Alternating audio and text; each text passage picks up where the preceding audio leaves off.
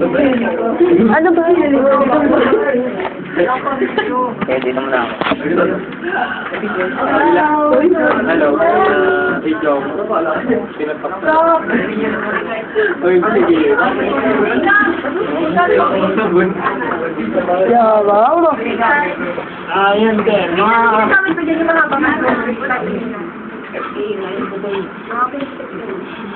Hindi nyo makakabang ano? Kay kuya, ano yan? Sir, mga kasanayan sa pagbasa. Lilinan natin yung mga kasanayan sa pagbasa sa mga paraan.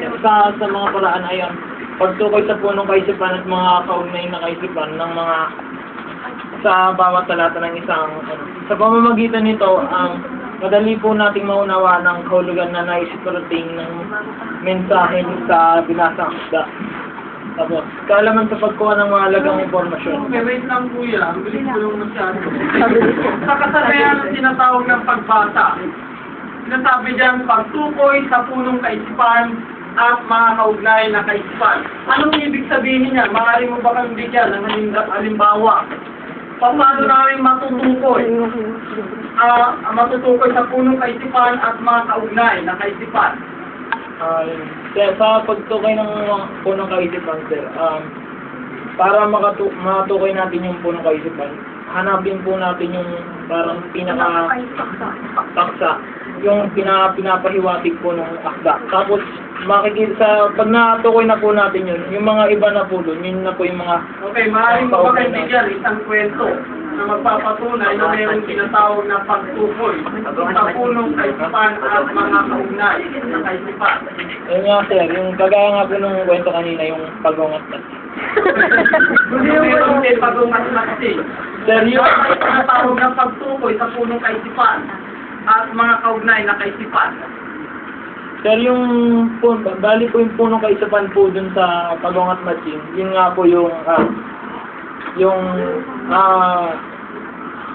Bakit tumitindas ka kay Sibilya? sir, Uy,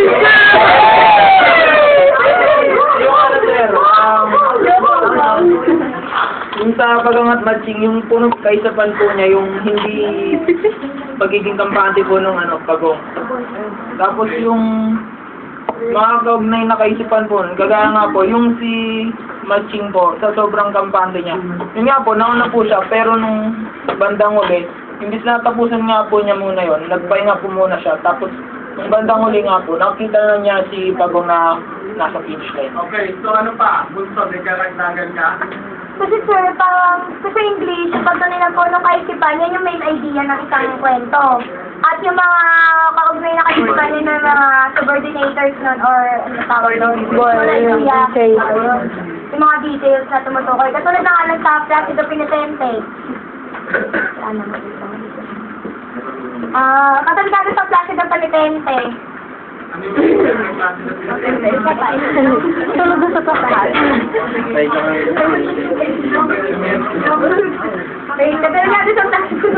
Tatawag ko siya. Tatawag ko siya. Video niya. Ang kaisipan nga, wag mong tutularan yung ginawa niya na hindi siya makapag-move on. Yun yung main idea nun. Yung mga subordinators yung... Yung hindi mo dapat inuntog yung sarili mo, hindi mo dapat utog. Hindi mo dapat hinigit sa sarili mo yung mga nangyayari sa nakaraan. Sa madaling salita sa kwento si Matsing at si Pagong, nakita nyo kagad yung tinutukoy din ang punong kaisipan. Ano yung karakter ng tinatawag na main doon, tauhan.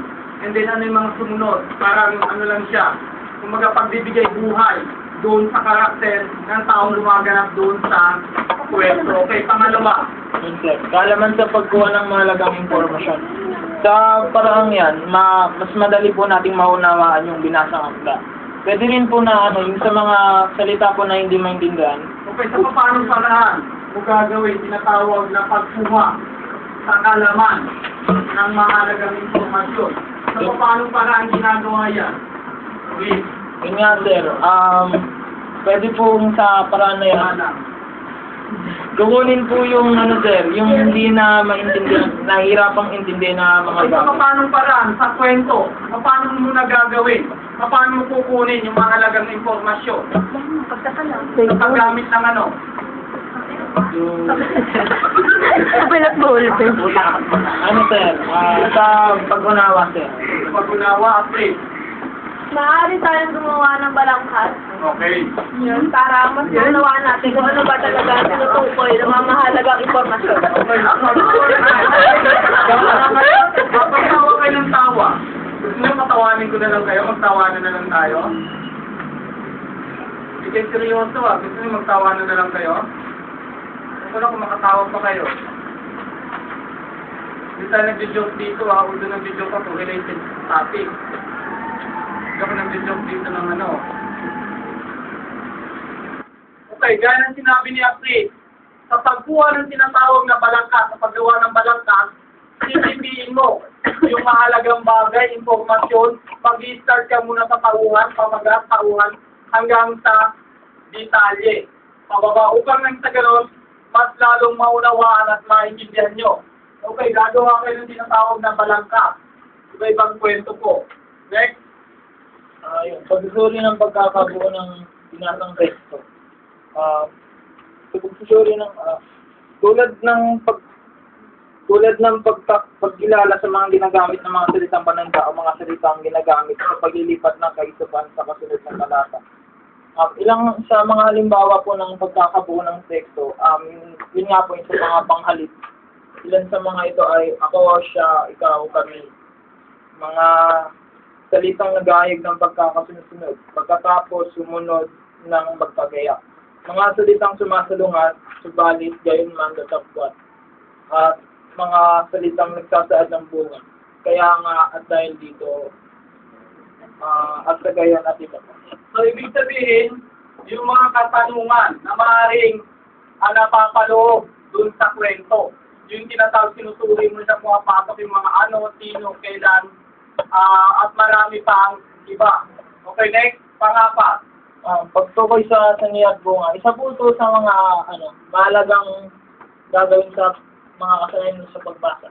Sa paraan po na paggawa ng sanhi at bunga, malalaman po natin kung saan nanggagaling kung bakit nagkakaroon ng hilwaan sa mga tauhan at kung paano nila ma-resolve ang mga problema. Okay.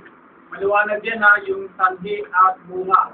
Next, the last one. So, yun, magpagawa ng buod. Sa pamamagitan po nito, malalaman kung gaano po ba talaga ang taas yung pag-unawa po nila sa akdang binasa. Sa parang pong ito, makikita kung gaano karami po kung malaki po ba yung naidagdag o naibawas po sa nilalaman ng text. Okay. Sa paanong paraan ba sinasagawa ang pagbubuo? Mula po sa, kumbaga, mapaiksin po yung storya, pero hindi po nawawala yung mga mahalagang parte ng story. Okay, Clarente. Yung sa pagbubuo, sir, yung itutulat mo lang yung mga pinakamahalagang nangyari sa kwento, sir. Okay, ano pa? Abila. Tulad nga po sa sabi ni Romel, isusulat din po yung mga mahalagang eksena, mga tawang involved sa isang eksena. Okay, Flores. Sir, sa pagbubuo, sir, dapat Okay, yes, Recto. sir, okay, kasi yung una, yung simula, tapos sumunod din yung patataas na action, tapos sumunod yung pagbubuo, tapos mababang action, tapos Okay. So, any question? Tanong sa ano? Kaya ginawa mo lang, reporting. Maliwanag yan kasi gagawa kayo niyan.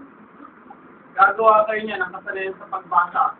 Pipipigilin ng kwento tungkol.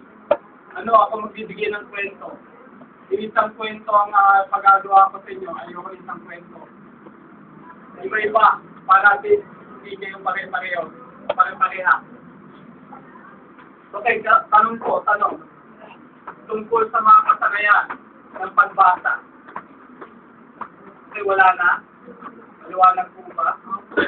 Okay, palakpakan yung mga report.